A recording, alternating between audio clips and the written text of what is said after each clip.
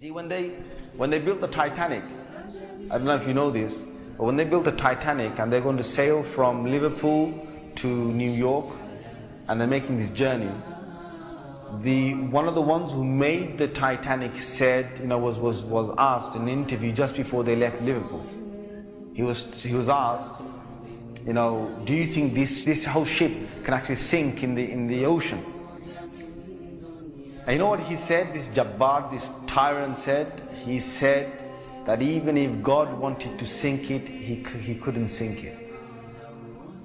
This is in their record. This is in their media. This is you dig it up, you find it. He said even if God wanted to sink it, he wouldn't be able to sink it. So they went. They went on this cruise liner, this ship, and they sailed across, and they got somewhere near to on the Pacific side, and it was night time. They were all having a wonderful time on the ship. These are the wealthiest people who can afford this. Can you imagine? The wealthiest people who can afford this. And the luxuries on this Titanic, there is nothing like this in the world. So what happened is this night time, it's, ahead is a bit of mist, right? Ahead is mist. And they all know that in this freezing weather, there can be icebergs that are, they're like mountains from the seabed that rise up. They know this. But Allah's got their hearts in His hand. So He makes the sailor of this ship say, nah, don't worry. You guys have a nice time. Don't worry. Yeah? Don't worry. Titanic. What's an iceberg going to do to Titanic? An iceberg will break. He's thinking what? He's thinking, if I go ahead, I'll go slowly, but if I just go ahead and if I hit an iceberg, this thing's so big, it's going to break the tip of the iceberg. That's what went in his head. Allah made him believe that. So they went ahead in the night time, and it came across and it hit. And before he went ahead, some of his other sailors said to him, it's not safe.